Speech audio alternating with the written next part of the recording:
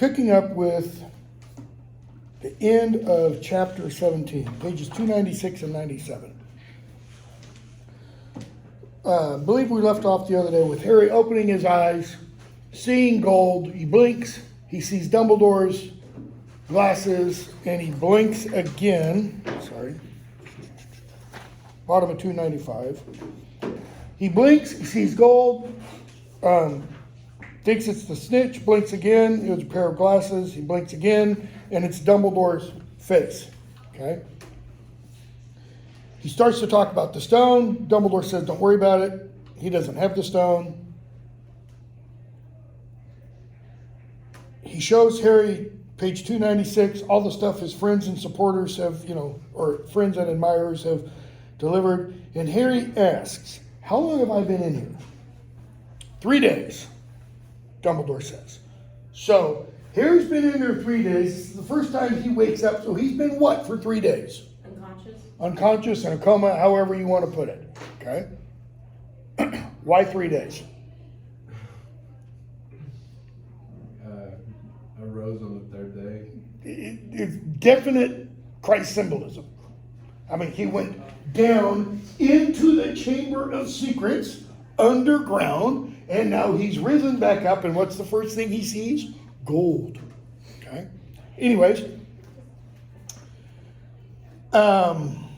sir, the stone. And he's like, Harry, leave the damn stone alone. I see you are not to be distracted. He says, okay. Quirrell didn't take it from you. I arrived. I prevented that, etc. Harry, I feared I might be too, get the right name, Dumbledore says, I feared I might be too late, top of 297. You nearly were. I couldn't have kept him off the stone much longer. Not the stone, boy. You. Notice, what does Harry keep thinking is important? The stone. Why? Because Quirrell was trying to get it for Voldemort to bring him back to life. Yeah, because it'll bring Voldemort back to full strength. Little foreshadowing. Not the stone, boy. You. The effort involved nearly killed you.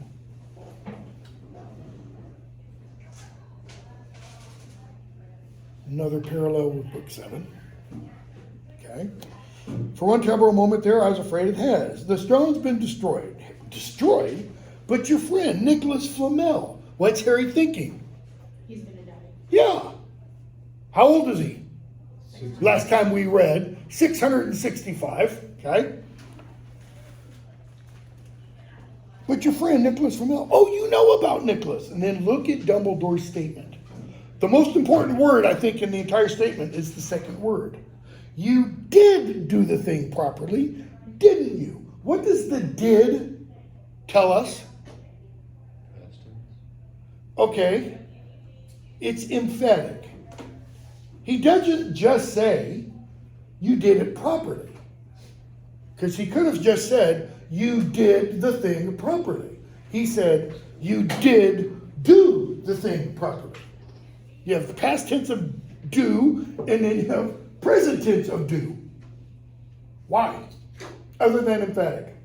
What's the first did really saying? What did Dumbledore know about Harry? Or what did he believe or think about Harry? He was going to do this. That is, once he pieced 2 and 2 together, he was going to try to go after the stone. And now he says, not only did you do that, you did it properly. What does he mean? How did he do it properly?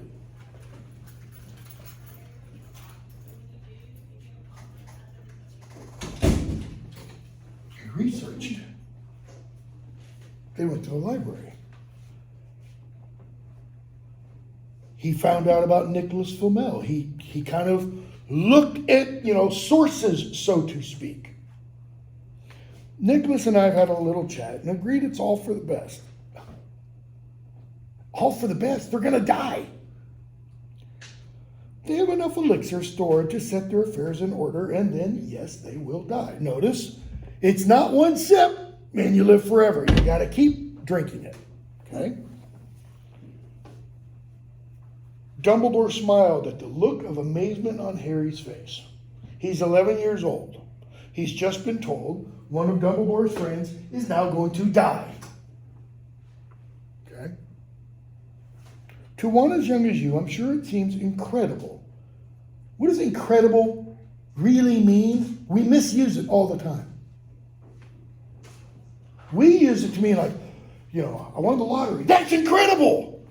I got a great new job. That's incredible. No, those mean that's wonderful. That's great. Incredible literally means it's credo, unbelievable. It's outside the realm of my capacity of understanding. Kind of like Galadriel for Aylmer, according to Sam. According to Gimli. To one as young as you, I'm sure it seems incredible, but to Nicholas and Paranel, it really is like going to bed after a very, very long day. Little trivia point here, by the way. Nicholas and Paranel Flamel, real people. 16th century French alchemists. Really lived, not 665 years though, okay? So what do you mean? What does he mean after a really, really long day? I think I've asked this question before. How many of you have been awake before for 36 hours straight? 48, 72. You know what it's like then. Imagine that, on steroids, okay? Money quote. Big, big, big money quote. This quote, really? This quote really, really reverberates through all the remaining novels. I mean, all the way up to the end of book 7. To the well-organized mind, death is but the next great adventure. Okay? What? What does he mean? How do you organize your mind? You get a broom and clean out the cobwebs and put everything. What does it mean? To the well-organized mind, death is but the next great adventure. It means the mind is what? Prepared. The mind is ready. Or the person is ready. The person isn't surprised. Without saying too much, I think I asked this question the other day. Why is nearly headless Nick a ghost? Because he has unfinished business? Nope. That's kind of a popular conception.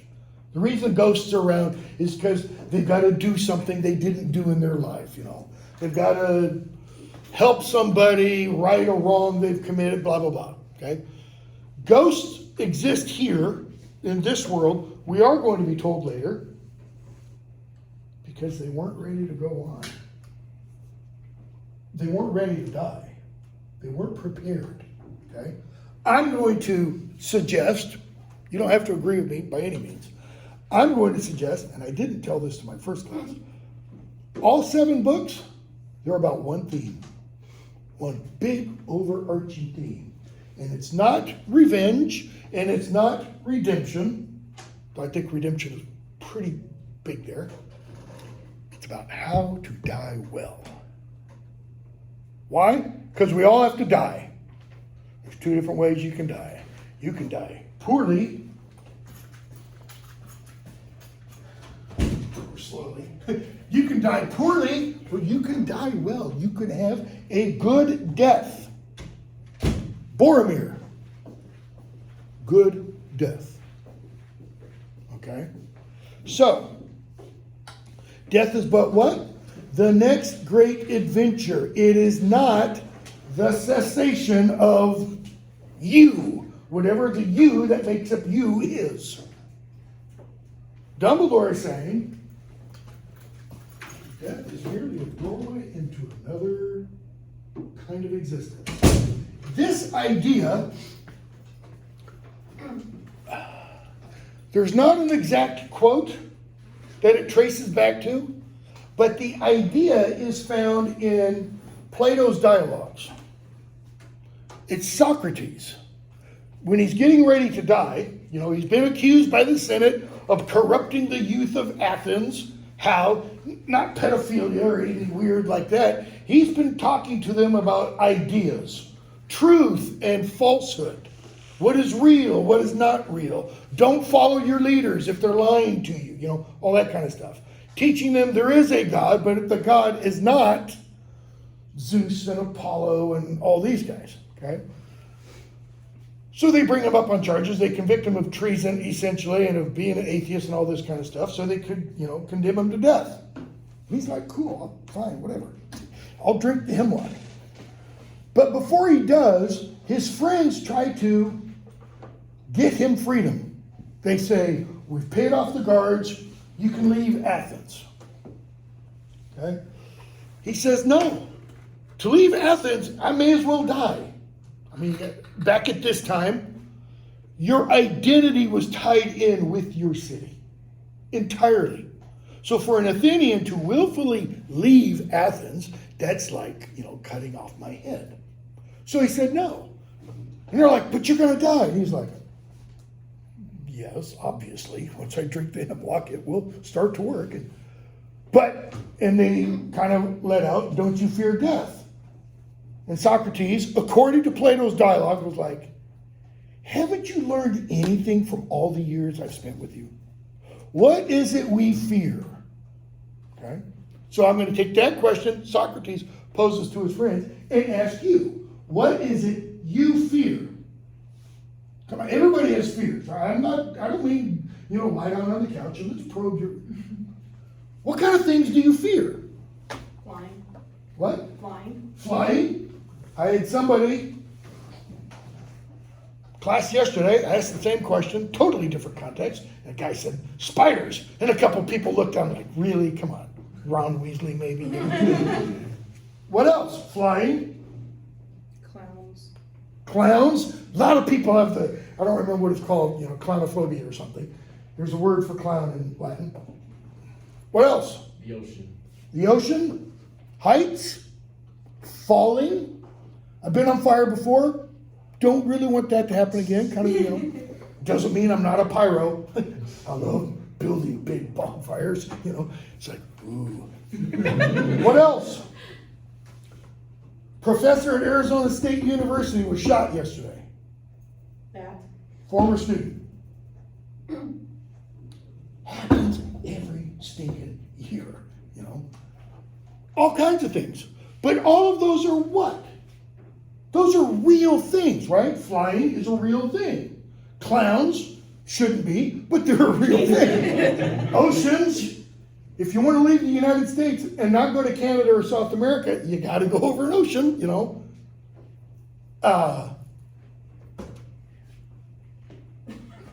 Just leave the door open at this point. Yeah, I'm going to stop open at 9:42. What is it when you fear death?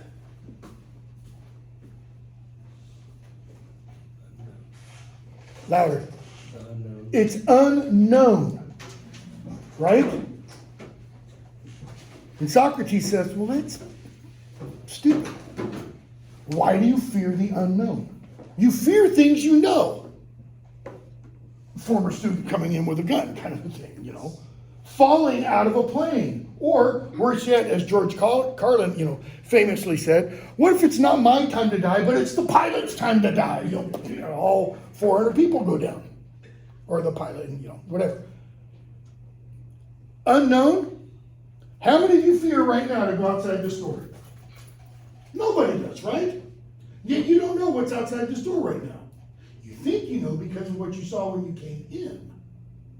But between the time that you came in and right now, theoretically, what could be out there? A turtle. A turtle? Okay. What else? A man with a gun. Somebody with a gun? I mean, it's happened. It has literally happened. So why don't you just curl up in a ball on the ground and go away, go away, go away? You don't. That's Socrates' point. So why fear death? It's just unknown. It's like getting up every morning. Okay? So, Dumbledore. To a well-organized mind, death is but the next great adventure. But notice, it's only a great adventure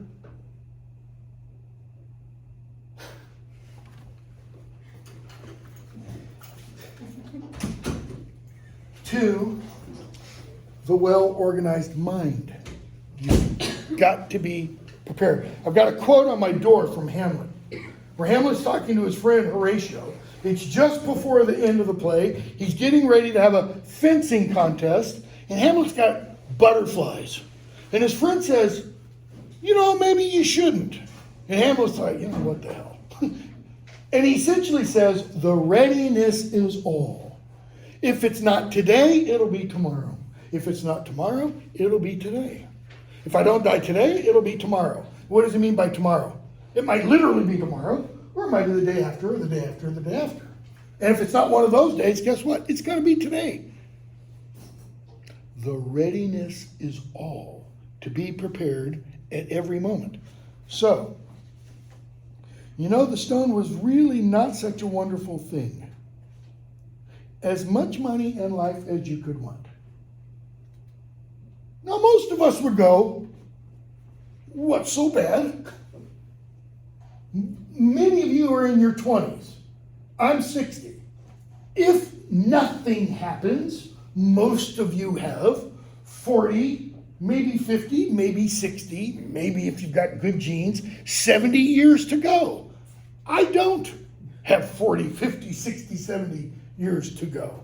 Part of me would go, I'd kind of like to take your 20, so you die now, and I'll take those 20, and I'll take your 20, and we'll just add on a little bit. As much money in life as you could want. The two things most human beings would choose above all. Now notice, Dumbledore's kind of making somewhat of an absolutist statement, but he qualifies it. Most human beings, right? Who's going to turn down all the money you could ever want? I honestly don't know of anybody. And I know some people who are absolutely filthy rich. Earned it, built it, didn't inherit it, did it all, kind of a thing, And I know and have known some people who lost their jobs, got thrown out, lived on the streets, lived in the car, lived in the Salvation Army until the Salvation Army kicked them out because you can only stay a certain number of days. So the two extremes. And both would kind of say, I could still use more because the one person I know, filthy rich, does a lot of good. It's almost like, has so much, can't give him enough of it away, kind of a thing. The two things most human beings would choose above all. The trouble is, humans have a knack of choosing precisely those things that are worst for them. Not worse, not bad. Worst. What's that mean? It's the superlative form of bad. You don't get any badder than worst. Dumbledore is saying, as much money in life as you could want are what? The two worst things. He's equating that humans could choose. So if those are the two worst things, what would the opposite be? If something is the worst thing for you, eating nothing all day long, but, chips and chocolate and Coke. Not Coke, but the kind you drink. The other one works too. If that's all you eat or take into yourself every day, and that's the worst for you, what would be the opposite? Not chips, not chocolate, not Coke. It's, in other words, a healthy diet. So if these are the worst things, what's the opposite of these? Poverty and death? Poverty and suicide? Eternal life, the opposite of that would be, or immortality, sorry, not eternal life. Immortality in the body, the opposite would that be death now. Okay? Poverty? Thing is, if you talk about the stone, both in this context in the novel and in its kind of alchemical context, again, it's not about making an actual elixir of life. It's about eternal life, not physical. It's about that transformation kind of thing. So if these are the worst things for you, then maybe a kind of poverty, not this kind, but a different kind of poverty.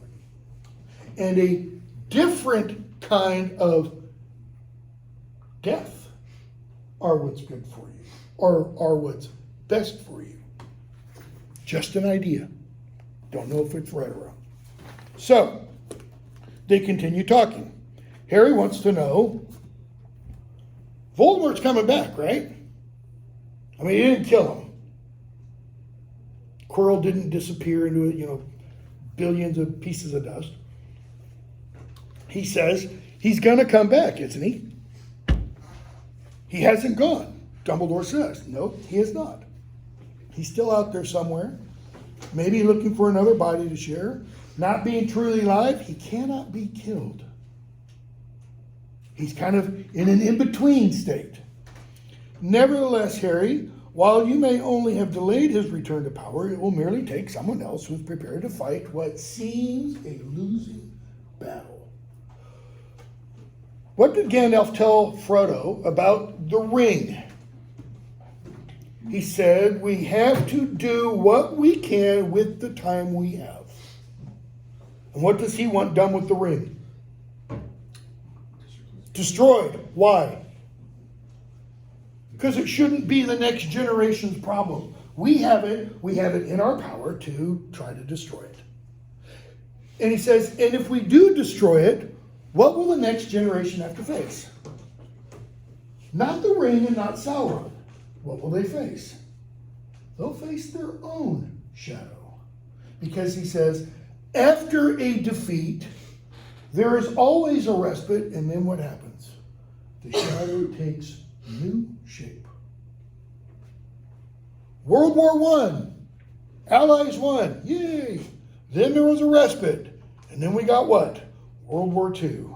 Allies won, yay! And then we had a respite.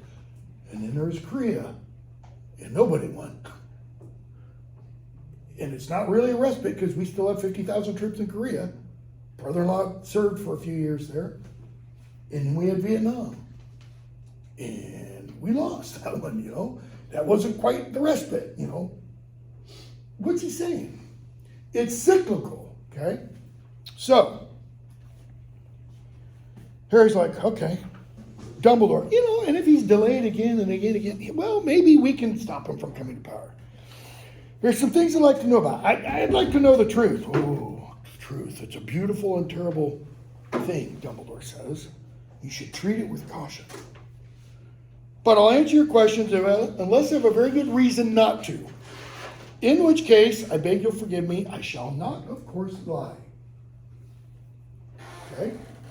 What's the first question Harry wants to know? Voldemort said he only killed my mother because she tried to stop him from killing me. Why would he want to kill me in the first place?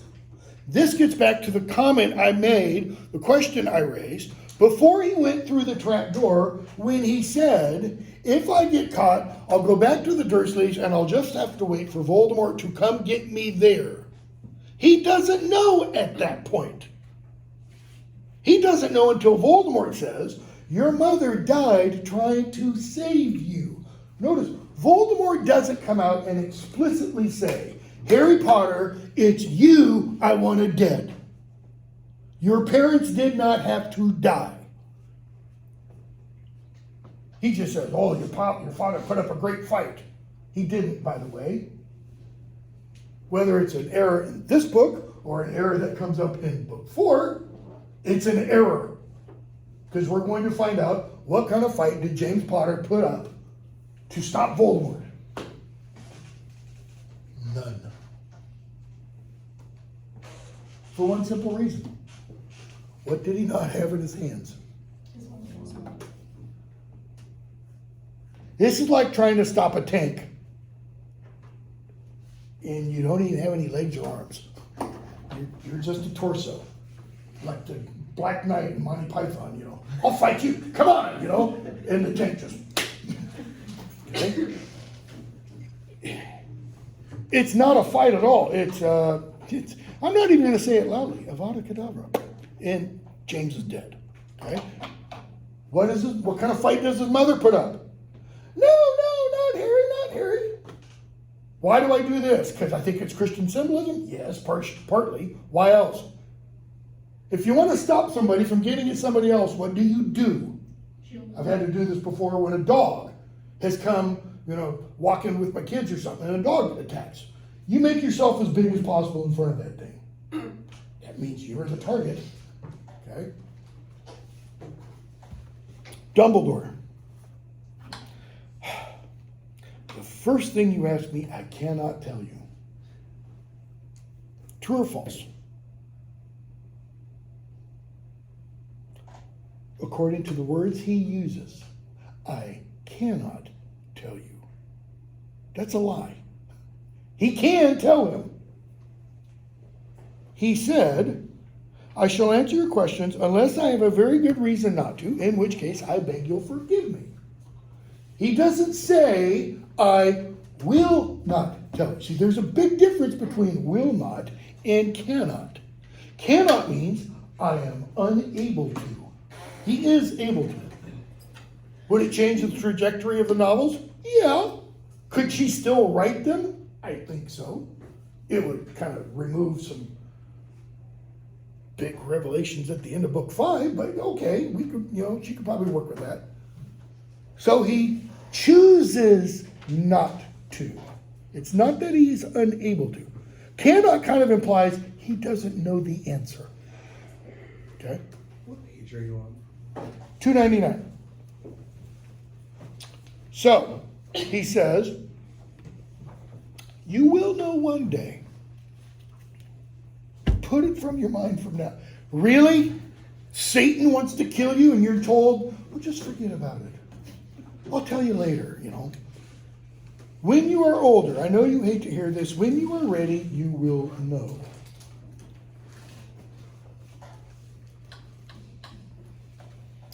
And we're going to find out, give just a little thing away. We're going to find out at the end of book 5, Dumbledore is going to essentially say, I should have told you. You were ready. How do we know?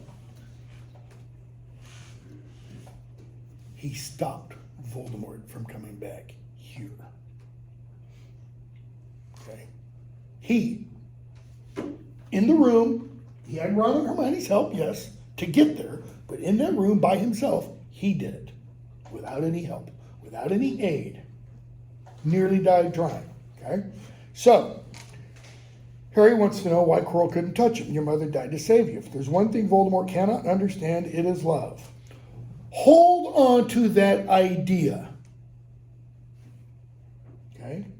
Dumbledore says Voldemort cannot understand love.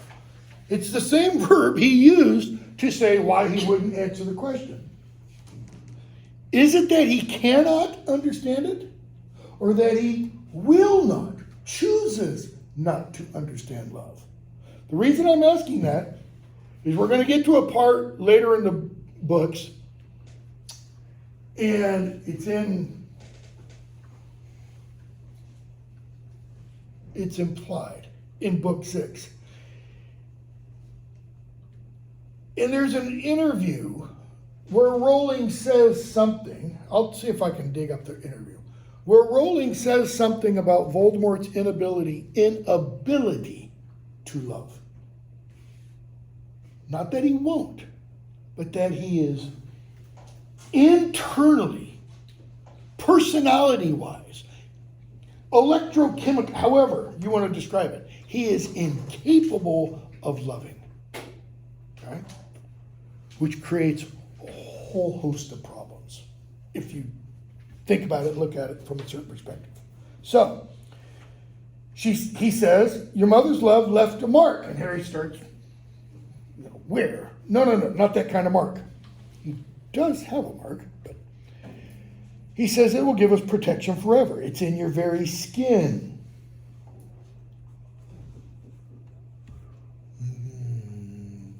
It's actually more particularly somewhere else, but we'll talk about that later. So, Harry asks about the cloak. Dumbledore says, your father left it in my possession. Thought you might like it. Harry says, Snape. First time Harry does this, and it's the first time Dumbledore corrects him. Right? What should Harry have said? Professor. Professor Snape. Why? Because it's the more proper way to address him. But also shows that Snape was not the bad guy here. Okay, because he's his professor, he is due respect. That practice by Dumbledore will go throughout books 1 through 6. Whenever Harry says Snape, Dumbledore will correct him. He's just simply trying to reinforce manners. Just ordinary, everyday manners. He is your teacher, Harry. He is deserving of respect, essentially. And there might be something else that we won't talk about, okay? So, Harry asks about, how do you get the stone out of the mirror? Dumbledore says, well, that was one of my brilliant ideas. We get the end of school feast. How does Gryffindor win the House Cup? Neville. Is it just Neville? It's Harry, Ron, and Hermione. Harry, Ron, and Hermione each get like 50 points for, saving the Sorcerer's Stone.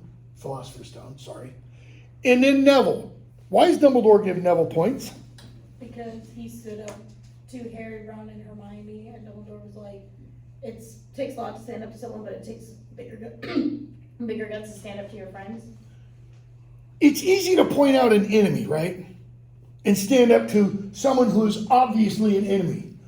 It's a lot harder when a friend says, hey, come here, let's go do. When you know, let's go do is not a good idea. It's wrong.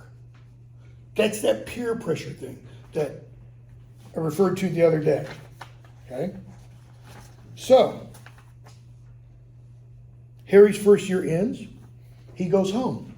What does he now have for the first time in his life? Friends. Friends. How good are friends? Pretty good. I mean, they're all willing to die for each other. I think I used the phrase of the Three Musketeers, These are pretty much all for one, one for all kind of a thing. He goes home, spends summer with the Dursleys. His birthday comes and goes. And what does he not get? Now that he has friends. See, last year he got letters informing him he's been accepted to Hogwarts and he needs to go to platform 9 3/4 and all that kind of stuff. When he wasn't expecting letters, now he's expecting letters. Ron and Hermione say, we'll write. Ron says, you should come stay with me. And nothing. Okay? So, jump to chapter 2. Dobby's warning. Dobby appears. What is Dobby? House elf. House elf. Okay. Big, golf bally like eyes and long ears and the whole 9 yards. So Harry talks to Dobby, and Dobby's making a lot of noise, and Harry's confined to his room, because he threatened Neville with magic. Page 13. What does Harry offer Dobby that sends Dobby over the edge? A seat. He says, won't you sit down, please? I didn't mean to offend you. Dobby. Offend? Dobby's never been asked to sit down by a wizard. Like an equal. Okay? So Harry just offers him a seat. Harry, you can't have met many decent wizards then. Who does Dobby live with? We find out at the end of the novel. The Malfoys. Decent wizards? Nope. No. Dobby shakes his head, indicating, you're right, I don't know many decent wizards. And then he starts banging his head against the window because he's just said something bad about his masters. Talks about, He serves them, one house, one family forever. Do they know you here? No, they would not be happy. Harry, won't they notice if you shut your ears in the oven door? No, probably not. Why don't you leave? Escape. Bottom page 14. House elf must be set free. That family will never set Dobby free. Dobby will serve the family until he dies. He doesn't tell him how he can be set free until the Rogue Bludger chapter, midway through the book. Harry, and I thought I had it bad staying here for another 4 weeks. What has Harry just done? Or what has he just expressed? He wants to go back to Hogwarts. Yeah, but more importantly, he's expressed empathy with Dobby. He says, I've got it bad, and I've only got to stay here 4 weeks. How long does Dobby have to stay with wherever it is he lives? Till he dies. How long do house elves live? Are we ever told? We're not. Okay? But some of the house elves we will see later on, let me rephrase that. Some of the house elf heads we will see later on kind of imply they get to be rather old. This makes the Dursley sound almost human. Can't anyone help you? Like, can't you write to Professor Dumbledore? Won't he help you? And then Harry says, can't I? Notice it's almost like a reversal of Frodo with the ring. I really do want to see the ring. I really do want to destroy the ring. Or to have it destroyed. Can't someone, passive tense, somebody out there, you or you or you or you, help you? And then Harry reverses that. Can't I? What does that really mean? How can I help you? How can I? Helping Dobby would mean what? Relieve some of your suffering? Relieve some of your pain? And Dobby starts wailing, Shh. Harry Potter asks if he can help Dobby. Dobby says, Dobby has heard of your greatness, sir, but of your goodness? I can get rid of. Gonna keep that.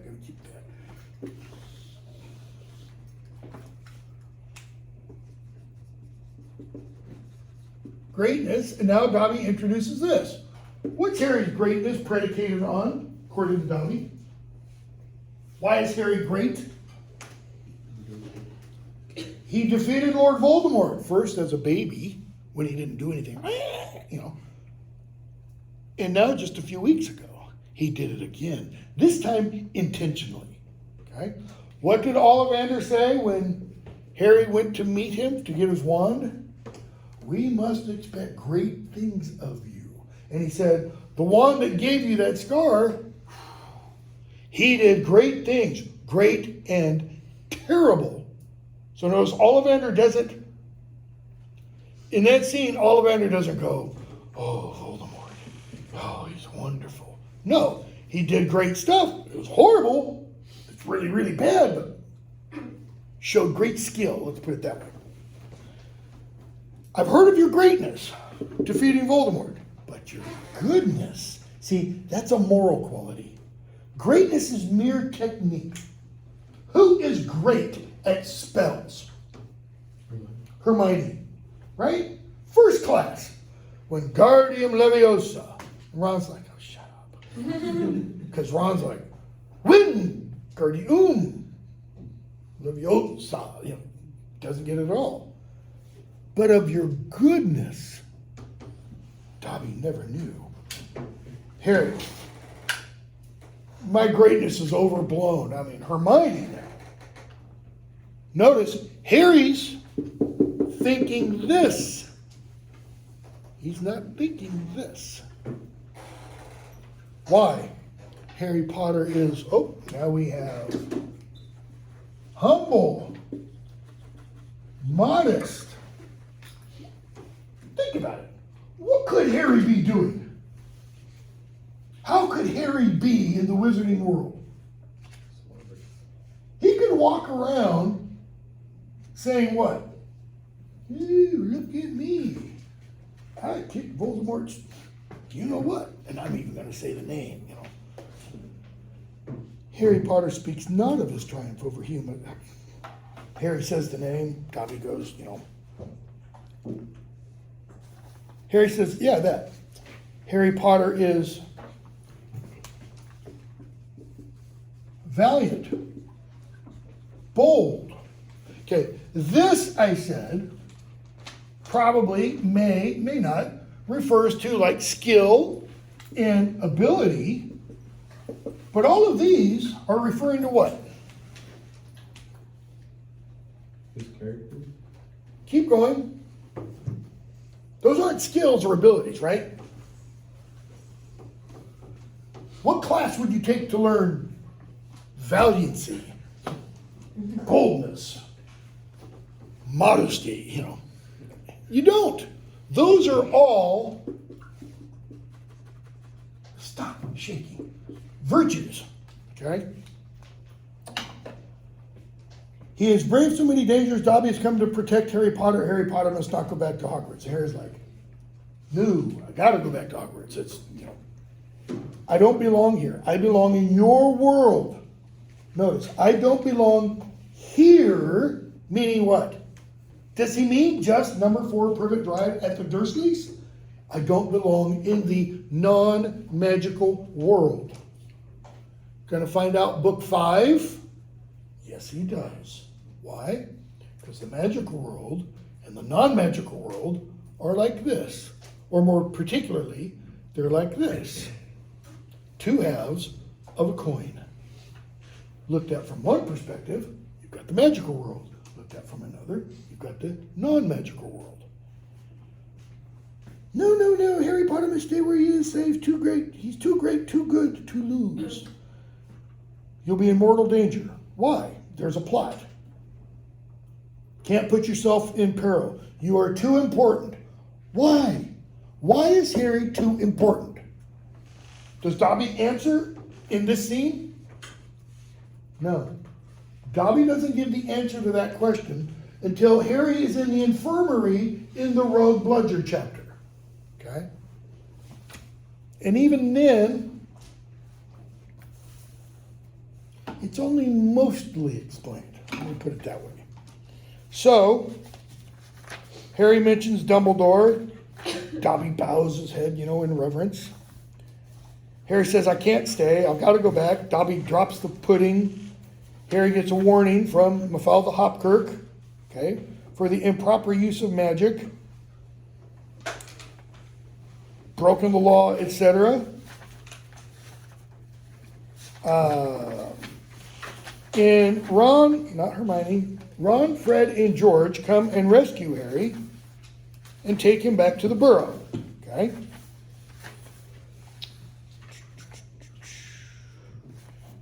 He meets Ginny, and then he goes off to Flourish and Blotts.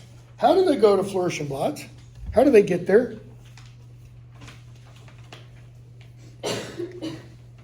By car? They're going to get to platform 9 3/4 by car. Oh, Yeah, that. I'm forgetting what it's called. Flue powder. Walk up to a fireplace, throw some dust in, flue powder in, and say clearly the place you are going. So you throw it in and you say, Diagon Alley. Harry throws it in, and it's like he has a frog or something in his throat, and he doesn't speak clearly. Where does he go? Nocturne Alley. Notice spelled this way. Why? Because it's kind of like the Alley of Hard Knocks, Knocks. But also, this sounds like nocturne, nighttime alley. It's where dark magical stuff may be purchased. Okay? So, skipping a bunch. Harry goes into Nocturne Alley, and who does he see before he sees Hagrid? The Malfoys, Draco and his father. They go into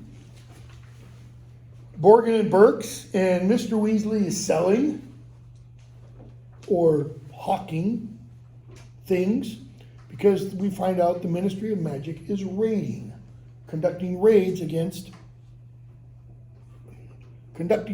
to get dark artifacts, things that you can use for dark magic. All right. We hear Malfoy complaining, and page 52, Mr. Borgin says, when Malfoy says Hermione Granger is the pet of all the teachers, the favorite. Mr. Malfoy, I would have thought you'd be ashamed that a girl of no wizard family beat you in every exam. Now, we're going to find out of no wizard family a one-word phrase to describe that in a few moments. And Harry thinks, why? Because Draco's dad just slammed him. Mr. Borgin, it's the same all over. Wizard blood is counting for less everywhere. Where did we hear a comment kind of about wizard blood earlier? Previous novel. Anybody know? Draco. When Harry and Draco were getting fitted for robes at Madame Malkin's. He says, well, you are the right kind, aren't you? And Harry's like, what are you talking about? If you mean, are my parents wizards? Yes. Or are my parents a witch and wizard? Yes. Oh, good, because I don't think we should allow the other kind in. It's not stipulated exactly what the other kind are, okay? But Harry's point is, yes, my parents were magical, okay? Wizard's blood is counting for less everywhere. So, Harry runs into Hagrid, and they go off to Flourish and Blotts. Just before they do, Harry, Ron, and Hermione run into Percy. They're in a junk shop. And Percy's reading a book. This is just a little bit of foreshadowing. The book is called Prefects Who Gained Power, page 58. A study of Hogwarts prefects and their later careers. And Ron's like, ooh, that sounds exciting. Percy, go away. Why is that foreshadowing? For those of you who know, you don't have to go into big detail. What do we find out about Percy? Or, let me put it this way, what does this tell us about Percy? Think title of this course. Lord of the Rings and Harry Potter, the renunciation of power. Percy isn't renouncing power. Percy's what? Seeking it. He wants power. Okay? Ron. Of course he's very ambitious, Percy. He's got it all planned out. He wants to be Minister of Magic. Notice what Ron kind of implies there. If you want to be Minister of Magic, what? Probably shouldn't be Minister of Magic. Okay? So, they get ready to go off and Flourish and Blotts. Hermione's excited about meeting somebody there because they've seen the signs, they've seen the posters. Gilderoy Lockhart is there signing books. And when we hear Malfoy drawl, oh, there's Potter, you know.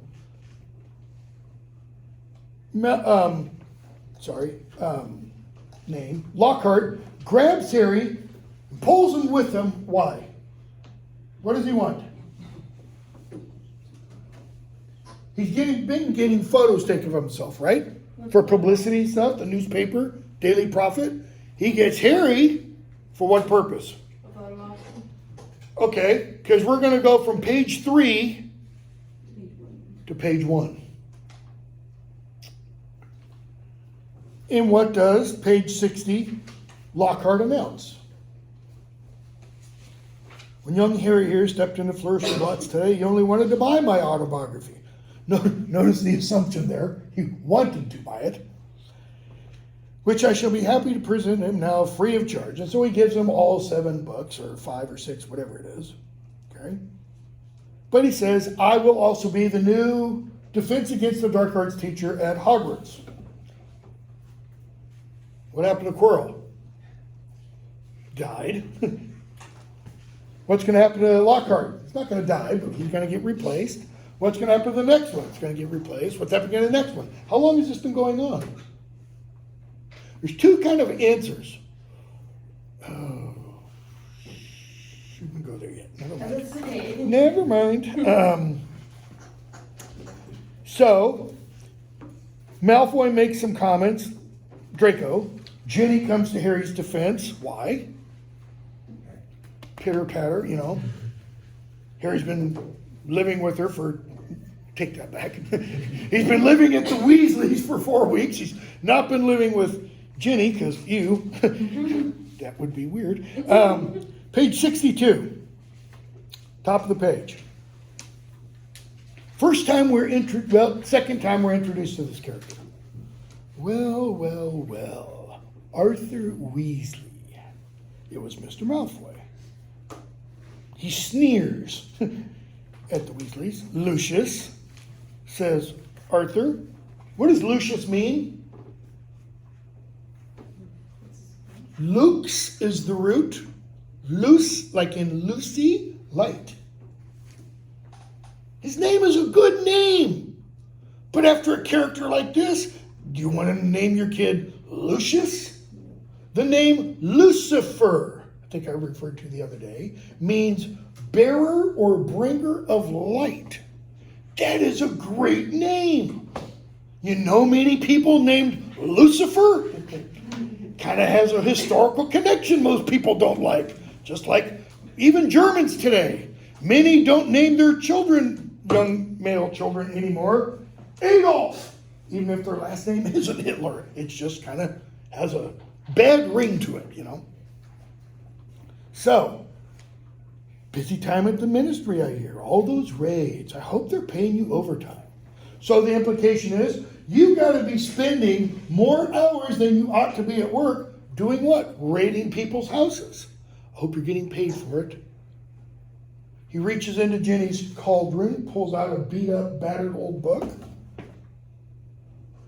and says, obviously not. What's the implication? What's he suggesting? Weasleys are poor. Weasleys are poor, and if you were getting paid overtime, you could buy your daughter a better copy of the book than that. Okay?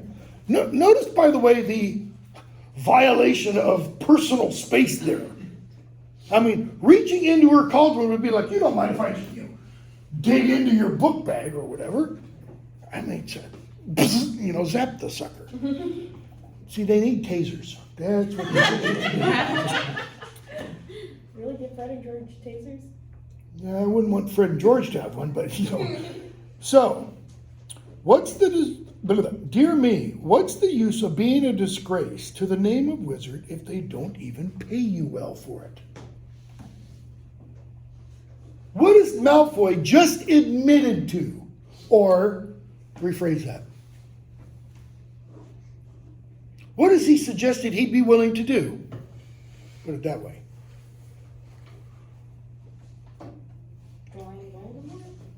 Okay. How many of you want to disgrace your family name? Holman, I mean, really. It's a XYZ name, you know. Sherman, it's already disgraced because of the guy who marched through Georgia. Well, some people say it's disgrace, others go, you know. None of us want to disgrace our family name. When he says the name of wizard, what does that mean? All of our what? Heritage, genealogy, race. So, but what's he suggesting? What's the use of being a disgrace to the name of wizard if they don't even pay you well for it? Because the Weasley family because Arthur Weasley works in the works studying muggles. And Works with muggles and all that kind of stuff, yeah. He's saying, you pay me enough, and what? Yeah, I'll disgrace the name of wizard. You pay me enough, and I'll pretty much do anything. It's like the old joke. Don't mean to offend anybody. It's the old joke. A guy asks a woman, will you sleep with me for $50? She said, get out of here. Will you sleep with me for $100? Well, yes. Okay, so you're a prostitute. So let's go back down now. 75? In other words, you've already agreed. You will sleep with me for an amount of money. I just want to haggle on the price and get it. That's kind of the same idea. Okay? Look at Arthur's response. We have a very different idea of what disgraces the name of wizard. Arthur's kind of implying, you can't buy me. Malfoy's, I'm up for the highest bidder. Clearly, says Mr. Malfoy. His eyes straying to Mr. and Mrs. Granger, who were watching apprehensively. Where are they? They're kind of standing with the Weasleys. Who are Mr. and Mrs. Granger? Muggles. Muggles. Hermione's parents. We've already heard the Malfoys talking about Hermione, right? Is there any love loss? No, not at all. And I thought your family could sink no lower. How has the Weasley family sunk? They haven't. Well, in one sense, they kind of have. I mean, not literally sunk. Well, They're where on the socioeconomic scale, on the food chain. They're low. Why? One reason. They're poor. They're poor. They're poor. Do they have an old family name? Yes, they do. Are they pureblood? Yes, they are. And yet, how are they viewed? By the Malfoys. And by a lot of other wizarding families. Pretty low because they interact with muggles. True, but also because they're poor. Okay? And so what does Arthur do? He's like, you impugned my family. Boom, and he jumps over and attacks Lucius Malfoy. Hagrid comes in, break it up there, gents, break it up, wading through the sea of books and stuff. And he pulls them apart, and I think that literally is Hagrid picks up Malfoy, and he picks up Arthur Weasley. Okay? Hagrid is supposed to be pretty big, remember? His hands are described as the size of trash can lids. My hand's like that. A trash can lid would be like that. Okay? Here, girl, take your butt. It's the best your father can give you. The only thing is, he doesn't put the book in that he took out. Puts a different book in. We find out later. Hagrid. You should have ignored him, Arthur. Rotten to the core. The whole family, everyone knows that. No Malfoy's worth listening to her. Bad blood, that's what it is. There's a whole lot there. Rotten to the core. Bad blood. What does Hagrid mean? They're a bad family. Okay. I'm trying to think out about this. What does this show us Hagrid to be? What kind of attitude is this? Judgmental? Judgmental? Good. I don't have it written up there. Nihilism? Is that Louder? nihilism? No, not really nihilist, or nihilist, because that would be nobody's good. Yeah. We're all rotten to the core, so let's just kill each other. Okay? So not that. Notice he's saying something about the Malfoys personally. All of them. He's been personally harmed by them before. Okay, rotten to the core, the whole family. Bad blood. That's the really important part. They're pure blood. So But he says they're bad blood. there's no other way you can talk about that. Oh. That's racist. I mean, That's prejudiced. Now, it's not real prejudice. Why? Because Hagrid knows the Malfoys. See, prejudice, in its, forgive me for using this kind of word, in its raw, pure form, someone grows up prejudiced without having an experience of another, let's say, this kind of individual, because they've never seen that person, they've never talked to that person, but because of how their family speaks, the kid does what? Forms notions, forms ideas, prejudges. And then hopefully the whole, one of the reasons for diversity is to do what? To knock down those prejudgments, those walls, those ideas. Hagrid at this point is how old?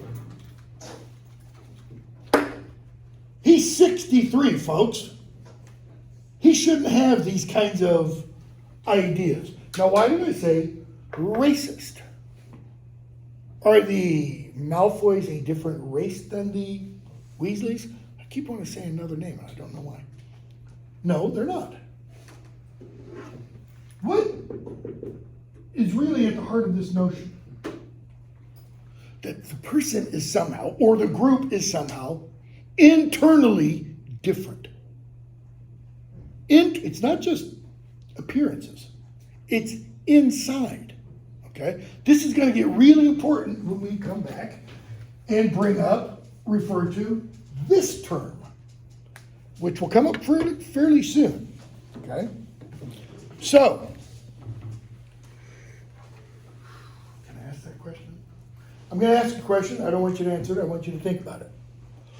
Are the Malfoys rotten to the core? Are the Malfoys bad blood? Let me rephrase that. Both those. Then, if you've read all 7 novels before, you can probably answer this, but I don't want you to. Within the 7 novels, within the world that J.K. Rowling creates, is anyone rotten to the core? Is anyone bad blood? I posted a little thing to D2L the other day, and it's Tolkien on the orcs from one of his letters. Okay, I made the claim in here that the orcs are irredeemable. According to this letter, I think I made the comment, or I made that claim, on the basis of what's in The Lord of the Rings. Tolkien's comment, remember, by the way, is external to The Lord of the Rings. It's a comment in a letter about The Lord of the Rings. There's a huge difference. J.K. Rowling makes all kinds of comments external to the Harry Potter novels. Her comments on the novels aren't necessarily worth any more or less than any one of your comments.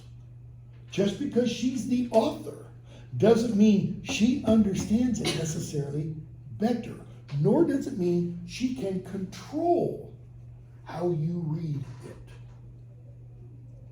If she does that, then she's dropped into the realm of what Tolkien referred to as allegory, where she wants to tell you what she means. Well, if she has to tell us what she means, then she should just come out in the novel and tell us what she means, all right? So, just ask yourself, are the Malfoys, or is anybody rotten to the core? Big question, Voldemort. The reason I brought up Tolkien suggests, of all the people in Middle-earth, the orcs are the ones the most to be pitied. Why? Because they aren't what they were created to be. They are twisted, turned, deformed things that once were absolutely glorious elves. Okay? So, Molly is not quite happy at Arthur. Whomping Willow. They head off to platform 9 3/4. They take the flying forward Anglia, driving, and Harry and Ron can't get through the barrier. So they come up with the idea, well, we can't take the train, we can't get through. It's the 1st of September, we can't go back to the burrow and wait. Dad has a flying car. Let's take that. What will McGonagall say when they do arrive and they get caught? It's a very practical question. You have an owl, right? She says to Harry. Remember Hedwig? Hagrid bought it for him. Apparently owls can fly really fast, because the implication is you could have sent Hedwig from platform 9 3/4, and he would have arrived at Hogwarts in time to let us know, and we could have arranged things. But Harry doesn't think that. So they arrive at Hogwarts. They land on, crash, however you want to put it, the Whomping Willow, and they get whomped by the willow. They make their way up to the school. Bottom of page 77. They look into the windows, great hall, the sorting's going on, and Harry notices who's missing. Snape. Snape's not there. Ron, maybe he's ill. Notice, by the way, not very charitable on Ron's part. Harry, maybe he's left. Because he missed out on the Defense Against the Dark Arts job. Again. We're going to find out later how many years, at this point, for example, has Snape applied for Defense Against the Dark Arts. Harry's 12 years old, 12 years. Okay? And he doesn't get it every year. Ron, or he might have been sacked. So maybe he's sick, maybe he's quit, maybe he's been fired. Notice you get a progression of kind of badness, I can't think of the right word. Or maybe he's waiting to hear why you two didn't arrive on the school train. Implication is what? Been standing behind him the whole time. Well, not only that, the Hogwarts Express is the means of getting to Hogwarts. It's mandatory, in other words. They show up some other way? Why? Well, Snape kind of implies, oh, you think you're special? So what does Snape want to have happen? Them expelled. Why? Because they took the Fort Angela, threw it over Muggle Town. Saw it. Okay. Because they were seen by muggles and all that kind of stuff. True. Why else? They didn't take the Hogwarts Express. They broke a bunch of laws, so to speak. Why else? Does Snape have a personal reason for not wanting Harry to stay or for Harry to be expelled? You're nutty. Yeah. What is it? He wants him gone because he hated his father. Because he hated his father? You're really close. What else does he hate about Harry? The fame he has. Maybe. Seeker. Quidditch. Really good. What did Gryffindor do to Slytherin last year? They beat Slytherin. They beat them. I think that's it, folks. All those other reasons are good reasons. Snape wants him gone for one reason. He doesn't want Harry on the Quidditch team. Same thing when they're going to find before they find nearly head to Snape, Mrs. Norris. Snape's going to suggest, he's guilty. Get rid of him. Okay? So, McGonagall gets the choice of what their punishment will be.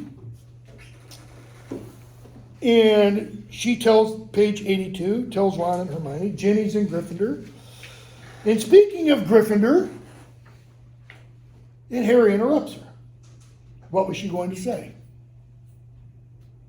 We're not told exactly, but it's implied. Harry's thinking, and he says out loud, Gryffindor shouldn't have points taken away from it. Notice he's assuming she was going to take points.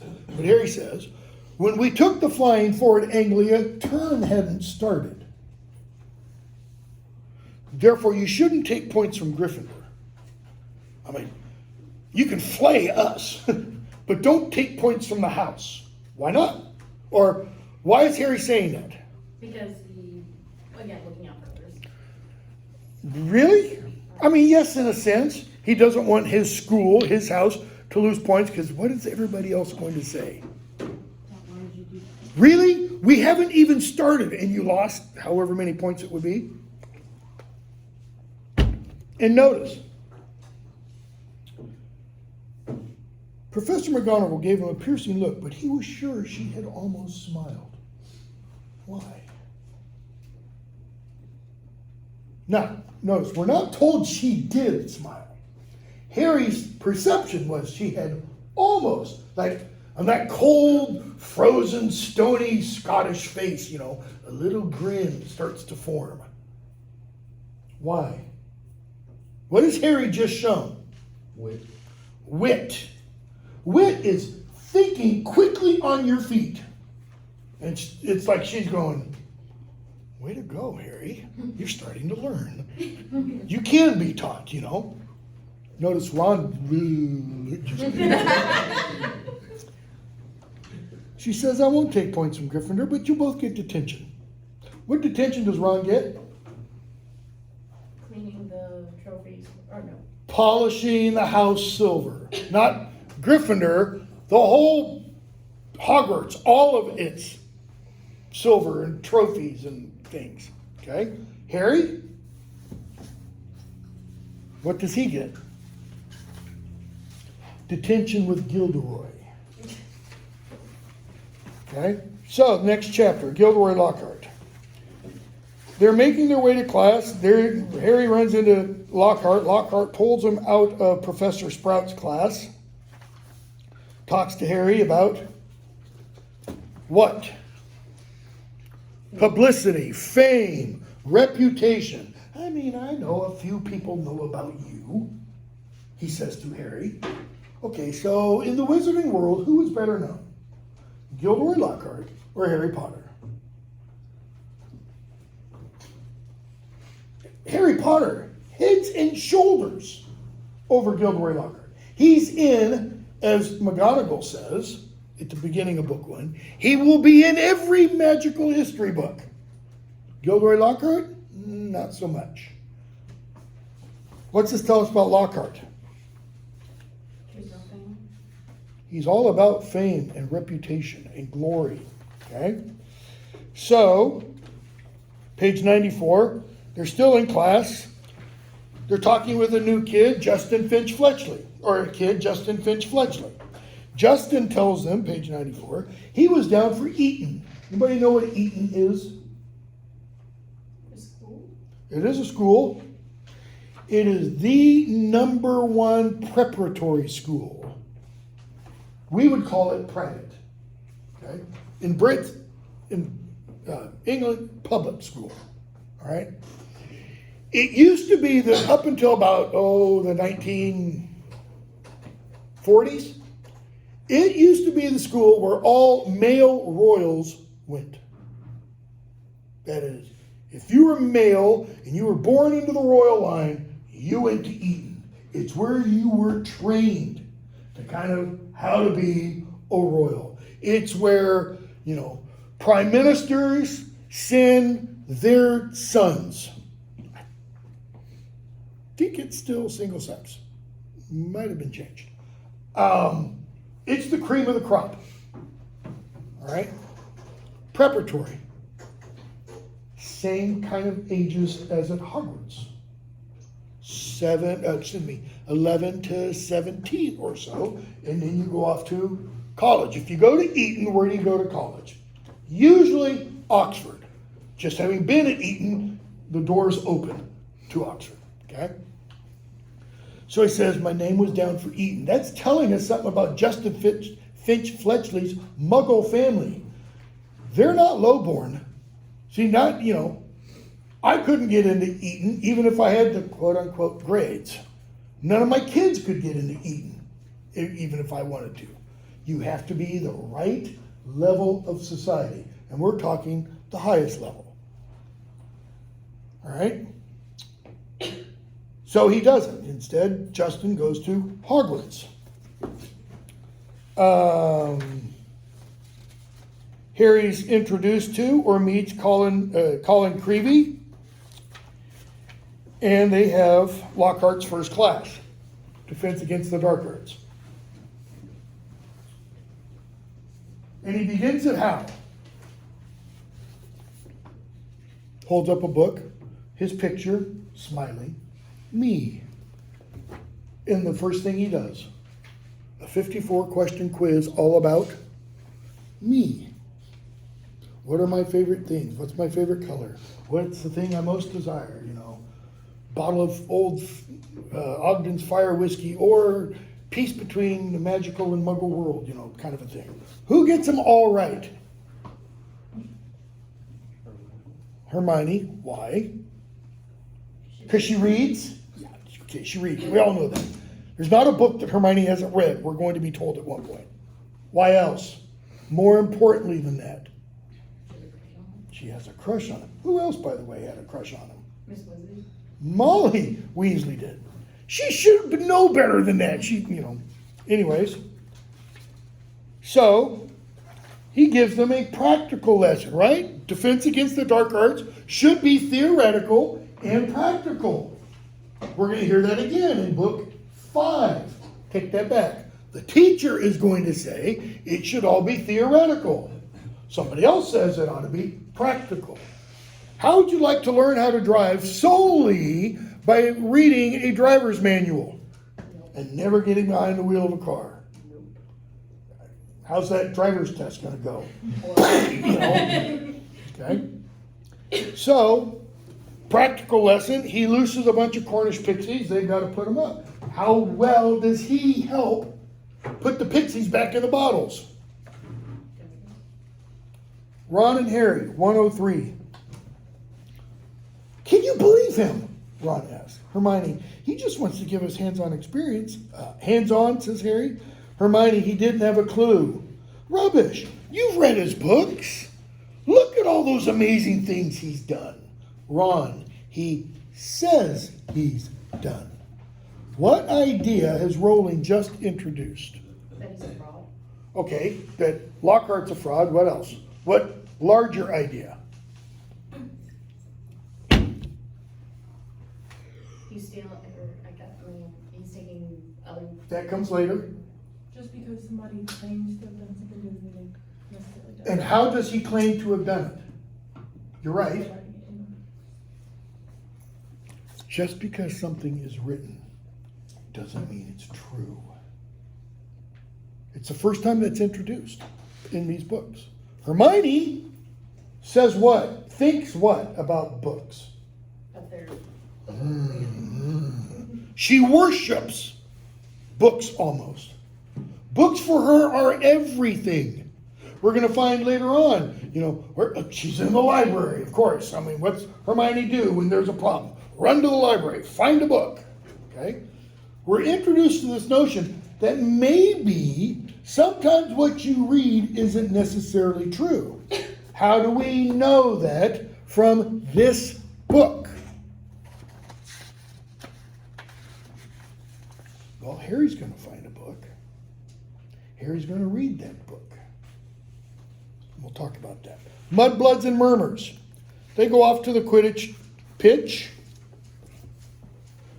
Harry and Ron do. Well, Harry does, because Ron's not on the team yet. And Hermione goes along. And the Slytherin team have, you know, taken the field, so to speak. They've got a letter from Snape, even though Gryffindor reserved it. Okay? Who's on the Quidditch team for Slytherin now? Malfoy, How'd he get there? his father. Daddy bought them on. He bought them all new brooms. Page 112. Hermione. At least no one on the Gryffindor team had to buy their way in. They got in on pure talent. No one asked your opinion, filthy little mudblood. And pandemonium ensues. Okay? What does Ron try to do to Malfoy? Tries to curse him. What's the problem? Two things. One, when they landed crashed into the Whomping Willow. What happened to Ron's wand? It's, It broke, mostly, not all the way. His wand is like nearly headless Nick. It's held together by a sliver of skin, so to speak. What else? He had his wand reversed. This is the point. And so the spell hits him. Why does everybody go berserk? Okay. They take Ron to Hagrid's. And Ron says, in response to Harry saying, Malfoy called Hermione something. It must have been really bad. It's page 115. Because everyone went wild. Ron, it was. Malfoy called her Mudblood. Hagrid looked outraged. He didn't. He did. But I don't know what it means. I could tell it was really rude, of course. Why doesn't Hermione know what Mudblood means? Because she's Muggle-born. Because she's Muggle-born. Why else? Would Mudblood be in any book Hermione read? No. No. Mudblood's a really foul name for someone who is Muggle-born, says Ron. You know, non-magic parents. There are some wizards, like Malfoy's family, who think they're better than everyone else because they're what people call pure blood. And yet Hagrid said the Malfoys are bad blood. Mudblood has our real world corollary. Mud people. Actual phrase goes back to the early 20th century at least, used by white supremacists to describe whom? Pretty much non-white supremacists. Everybody who was different than them. Not literally, not whites. Asians, Hispanics, blacks. Pick your group that's non-white. Mud people. Why? According to the ideology, because they bubbled up from the mud. It's pretty foul, right? Pretty despicable. Okay? So, Ron, the rest of us know it doesn't make any difference at all. What's the it?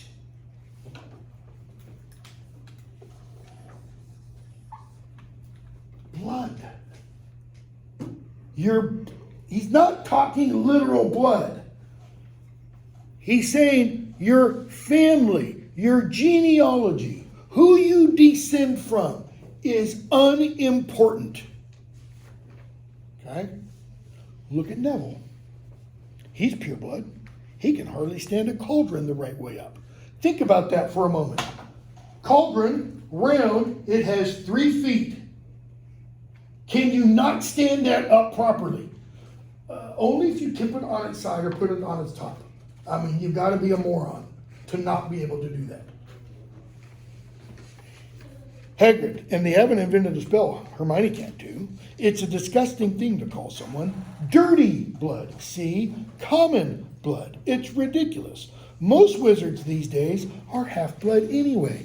And I think Rowling wants to really get us to think about all these notions of race, racism, racial purity. That's why I have this written down. Because Hitler's ideology was, I'm going to create a pure race, the Aryan race, okay? That isn't going to have any mixture at all. The whole reason for the quote-unquote final solution, get rid of Jews. You know who else? Yeah, I shouldn't bring this up. I'm going to piss somebody off. What the hell? I don't care about what you think of this group now. Not group of people.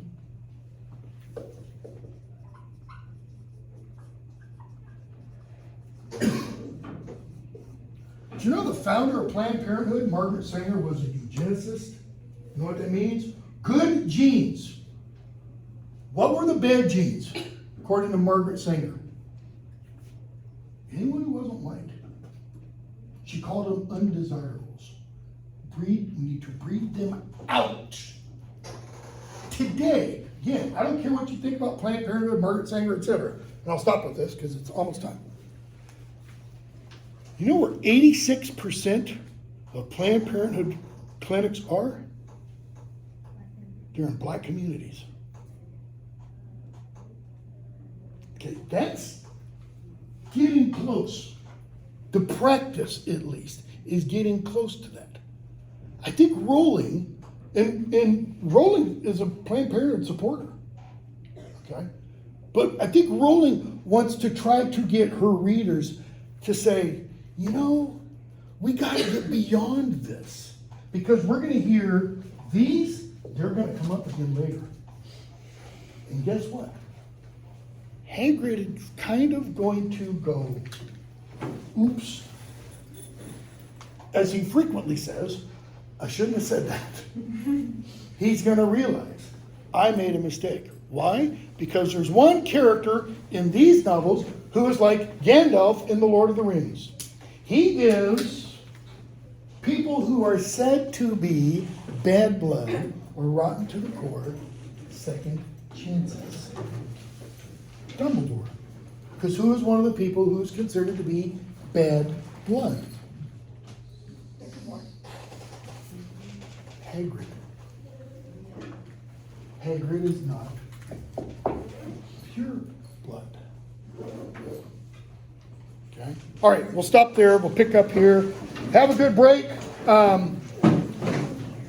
We're going to definitely finish this and start Prisoner of Azkaban on Thursday of next week. I'm going to put up a quiz probably on Sunday. It'll be due the following, probably Sunday, for Chamber of Secrets. Excuse me. Philosopher. No, that one's already up. I'll put up Chamber of Secrets. Yeah, it'll probably be due like Friday of next week because we'll finish. I was jumping ahead to Prisoner of Azkaban for some reason. Philosopher's Stone quiz should be up. Yes. Yeah, due Sunday or tonight? Tomorrow. Tomorrow, that's right. Today's Thursday. Sorry, my days are all mixed up.